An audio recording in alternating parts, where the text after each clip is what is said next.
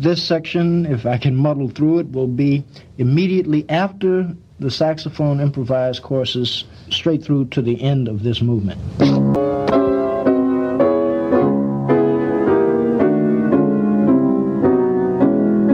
I was doing to sort of teach myself how to write something that hasn't been done before. It's incorporating the saxophone quartet into a symphonic framework. Thematic material is mainly from Negro Spirituals. So we were talking about this piece, and Mickey told me about how he had written this piece in 1978, supported by the National Endowment for the Arts grant. They gave him enough money to compose the piece, but they didn't give him enough money to perform the piece. And when he said to me, Tyron, I don't think I will ever hear this piece in my lifetime, and my heart just melted. So I immediately got on the ball to try to figure out how do we get Mickey's piece performed. Could we pare it down to a condensed version and not lose the essence of the piece? It is already condensed down. Instead of 6 French horns, 3. Trumpets, 3. Okay, 26 strings. 2 flutes, 1 doubling on piccolo. 3 clarinets, 1 doubling on bass clarinet. I'd actually introduced the idea to a few people early on, and I didn't have any takers, to be quite honest with you. And then we need a rhythm section and the saxophone quartet. Of course, we need a stick waver. I finally got a taker.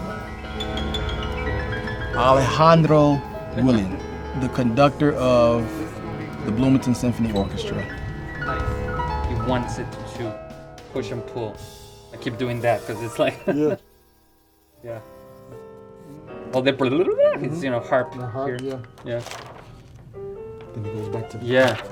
Woo. And then he's even freer the second time around. Alejandro is my brother. We just started talking about this piece, me and Alejandro. He came over and he began to read through this piece, and he realized this is a serious piece. It's hard, but doable. Hey, there you go. I mean, I'm just telling you. Okay, so It's definitely not a small project, but really amazing music. Really avant-garde. Kind of that marriage of breaking tonality completely with jazz idioms. It would challenge any orchestra, but he was up for the challenge.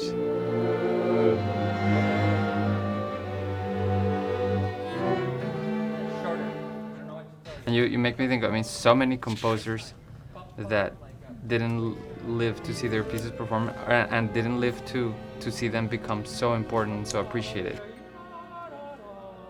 There's a piece that is referenced in Mickey's work in the spiritual collage, the particular Negro spiritual called I Just Come From the Fountain. So here is Mickey using this piece, reaching back and bringing that community along. The idea that these songs have traveled so far to the point from the plantation to the concert stage. This is not a coincidence. It's fate. It's supposed to happen. And if we are to be better, it's supposed to continue. Had it not been for Mickey's music, his scores, his legacy being preserved at the archives of African American music and culture, this opportunity to breach boundaries most likely could not have happened. We're making dreams come true, and this is what archives should do. It's about feeding the spirits of people and communities from which you collect to ensure their sustainability and survival. all right, so peep this, check this out. Hello, Mr. Tucker. Greetings from Bloomington, Indiana. My name is Alejandro Gomez Guillen, and I'm the conductor of the Bloomington Symphony Orchestra here in town. And I'm just so excited to share with you that this fall, in partnership with the Archives of African American Music and Culture and its director, Dr. Taron Cooper, we will actually do the premiere of your piece, A Spiritual Collage. We're so excited and honored to embark on this journey, and we can't wait to share the process with you.